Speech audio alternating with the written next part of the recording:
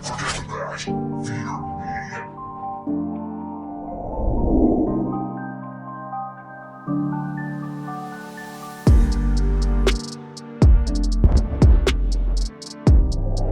Thomas here with Much Props, going to give you another how-to video. Today I am working on a mask, and that mask is for a cosplay that I announced earlier this year that I would be working on.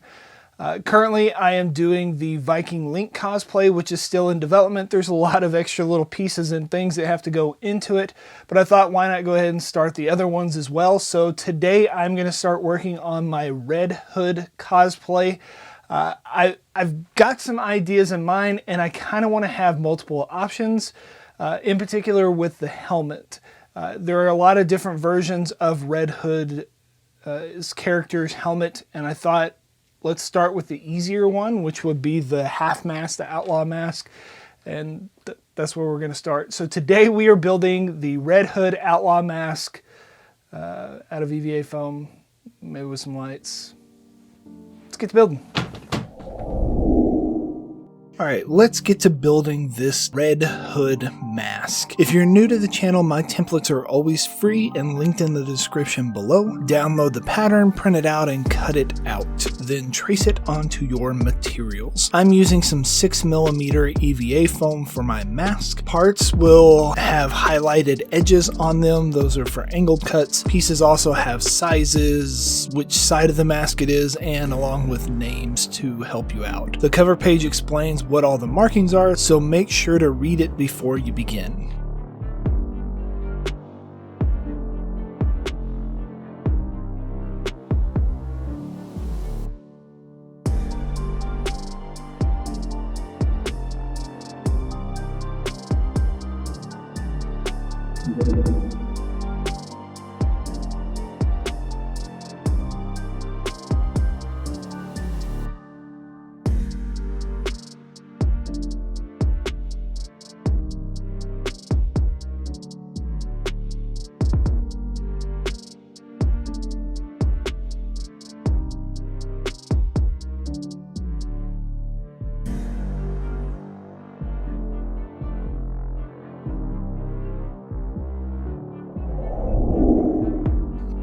This template is very similar to my Mortal Kombat mask from a while back, just with an eye cover added to the top basically. I apply a layer of contact cement to all the edges, let them sit for a few minutes, and then begin tacking them together. The registration marks are there to help you line up the parts with each other. You'll also notice in the top right hand corner, I like to lay my pattern out to help me with the orientation of where each thing goes.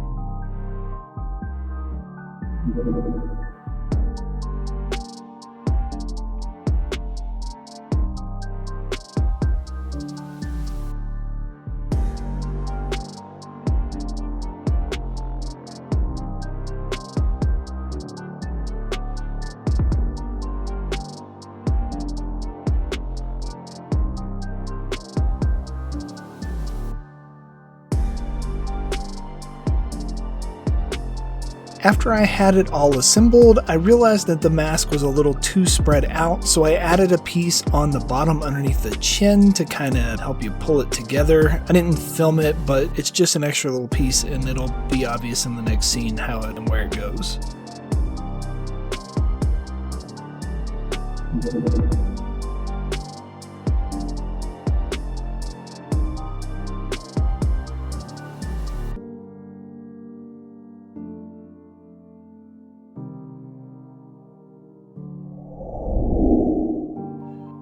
The bottom is pulled in, but the top is still a little too wide, so I just hit a couple areas with a bit of heat and bent it into shape. Easy on the seam line so it doesn't separate.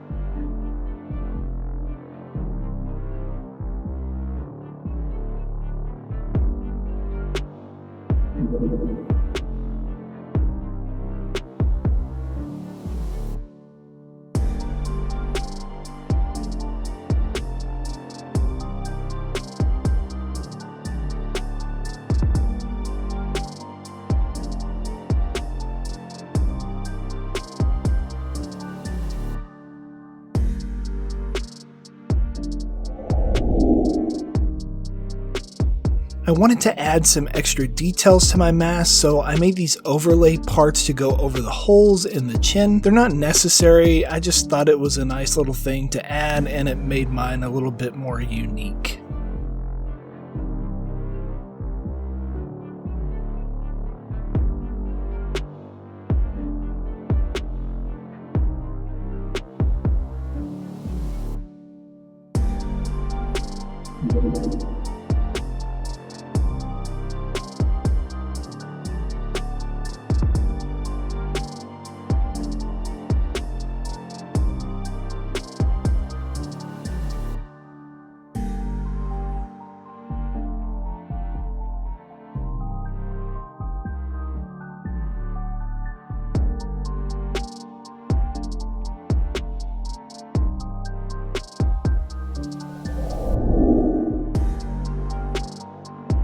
A lot of the reference images that I used to design my template had these recessed panel lines on them. Instead of making extra parts to achieve this in my seam lines, I just put a flat bit on my wood burner, put on my respirator, and burned them in. Once I finished burning it in the grooves, I went back over the lines with a small sanding stick to knock off the little globs of melted foam that accumulate in the crevice.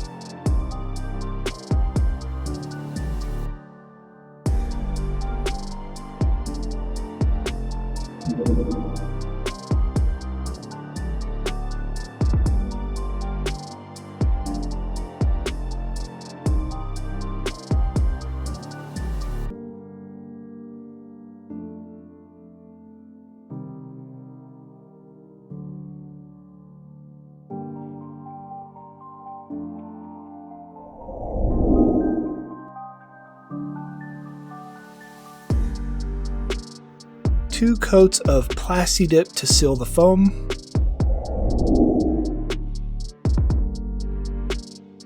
Then I masked off the top to hit the bottom with a nice bright red spray paint. Time to dirty this thing up a bit. The red was way too shiny and perfect for my taste, so I'm mixing a little brown and black Plaid Effects acrylic paint with some water and slathering it all over the mask. It'll dull up the shine off the spray paint and make the mask look a little more worn. I went into the recess lines with a little of the mix also to make it stand out some more. I made about 2 or 3 passes, then hit a couple of the edges with some silver rub and buff to make it look like scuffed metal.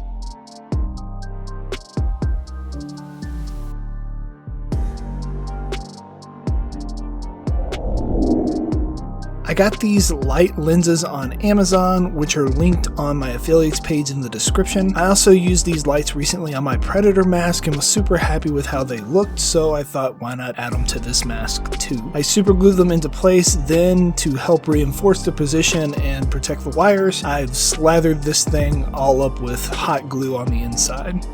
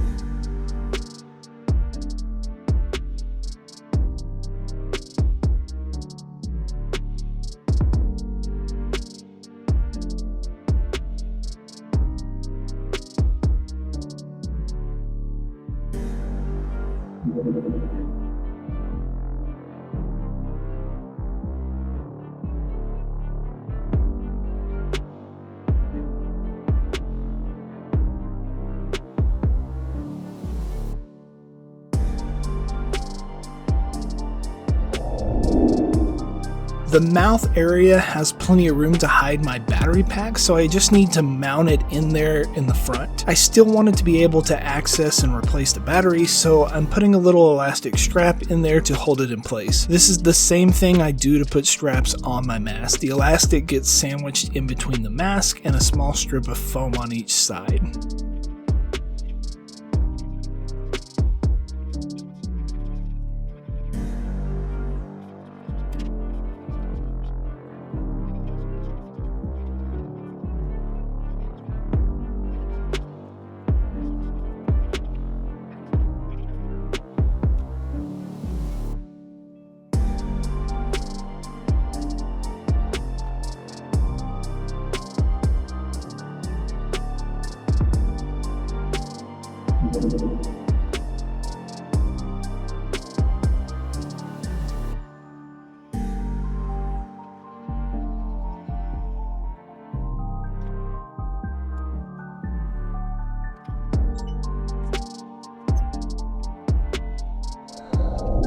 And we are finished. Here is the end result.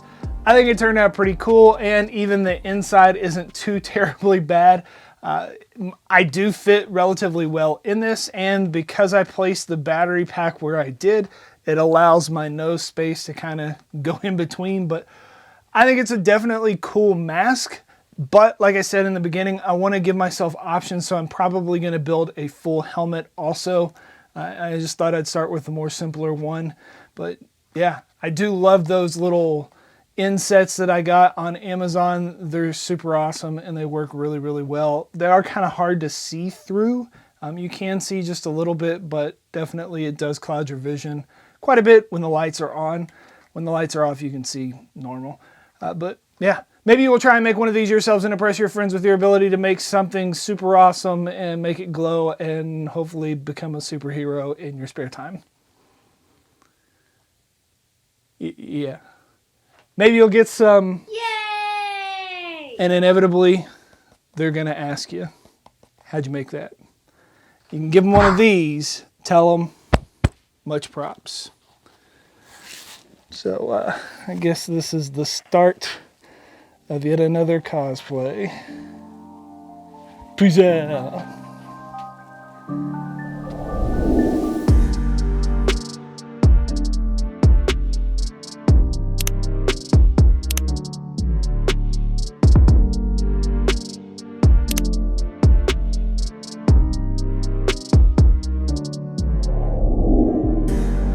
If you enjoy what I do here on YouTube and want to continue to see builds like this, please consider joining these awesome people listed here with me over on Patreon to build a bigger, better, more creative community